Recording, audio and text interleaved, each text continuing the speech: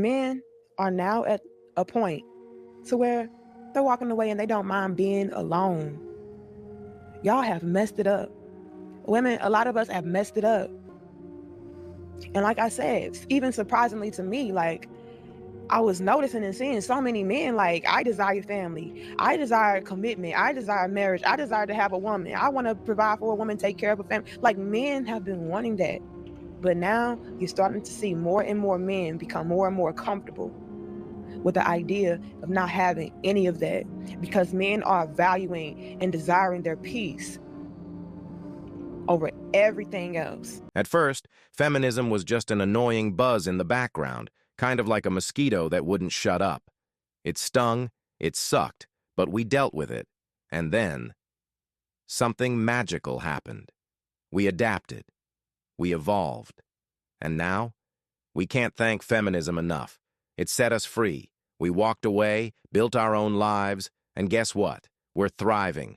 So go ahead, Queen. Be strong, be independent.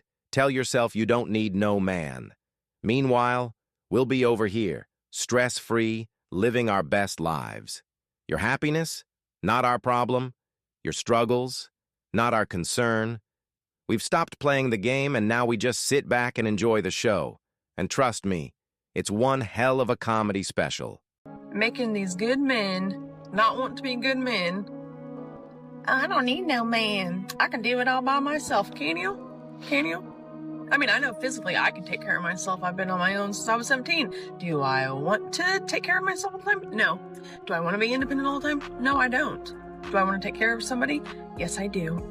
Do I want to make sure dinner is cooked and laundry is done and contributing to the household and taking care of the kids? Yes. Yes, I do. And then we got all you waffles out here ruining good men. They don't want to be good men because of feminists. Women have rejected men so much that even the good guys have checked out. And now, y'all want to hit the emergency brakes? Sorry, the train left the station and it's not coming back. It's too late, ladies, if that's even the right word anymore. At this point, independent life partner might be more accurate. I don't like finding out that a guy doesn't like me anymore. That he's like over me. What is that supposed to mean? What do you mean you're over me? Like you've moved on? That's not how this works. That's not how this works, okay?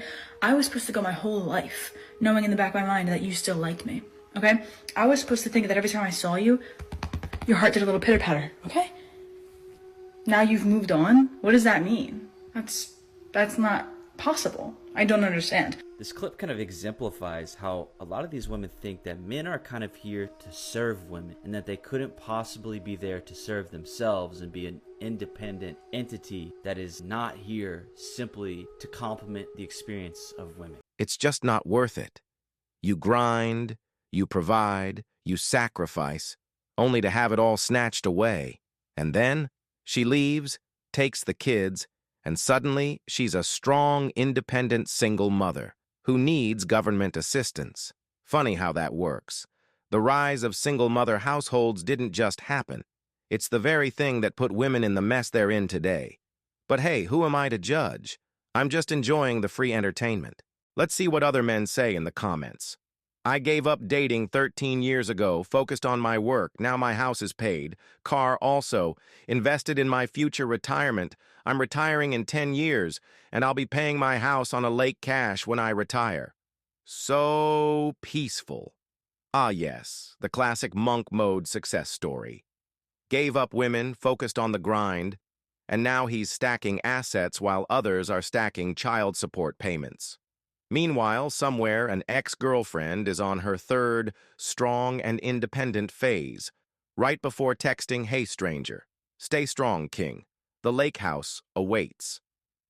Guys, there's a huge difference between being alone, single, and being lonely. Facts. Being alone is sipping cocktail in peace while listening to the ocean waves. Being lonely is sending wide texts at 2 a.m. to someone who left you on read 4 times already. One is power, the other is punishment. Choose wisely. I was married 11 years. Nagging, crazy rages, laziness, disrespect, constant inane chatter, and just damn hard work from me. It was never enough. I now own my own home and a dog. I'm content. 11 years in the trenches, only to realize you were fighting a war you never signed up for. But now, freedom. No more arguments over why don't you ever listen. Just a dog who actually appreciates your presence. And the best part? The dog will never take half your assets in court.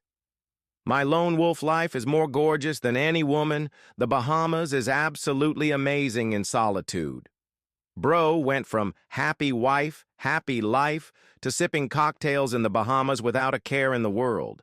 Meanwhile, some dude back home is arguing about throw pillows in Target. The lone wolf life isn't just gorgeous, it's a damn paradise. She pretty much talks about like coming to the realization that she no longer wants to be a strong, independent Black woman.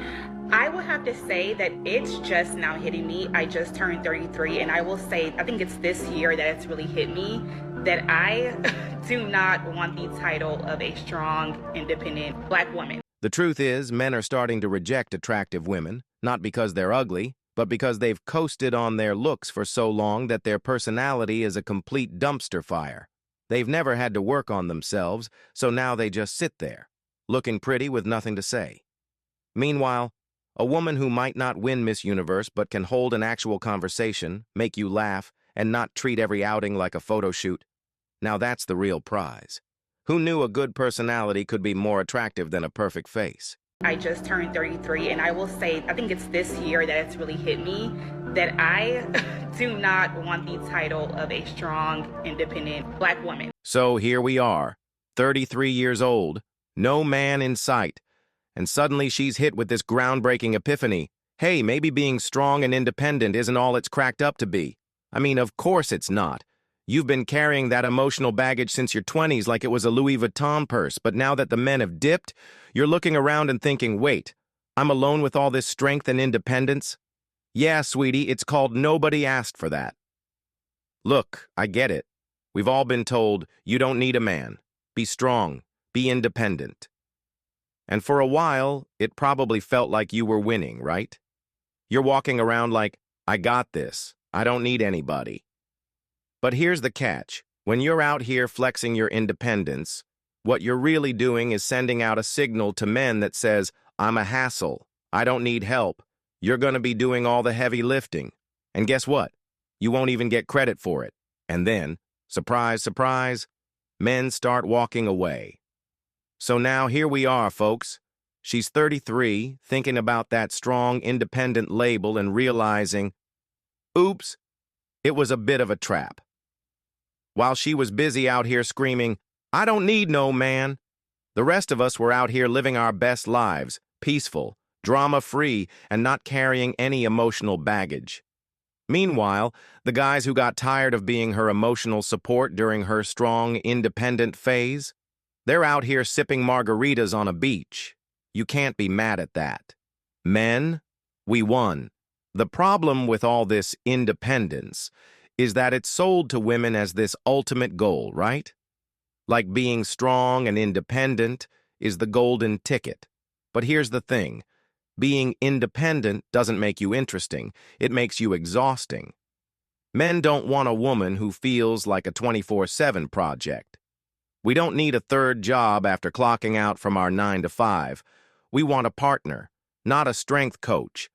At some point, independence becomes just another word for, I can do it all myself, so I don't need you. And that, my friends, is the fastest way to be alone with your strength. So now, at 33, the reality sets in. She's not mad at the men who left. She's mad at herself for pushing them away with this I don't need anybody mentality. But here's the kicker. Those men who walked away. They're out there living their best lives.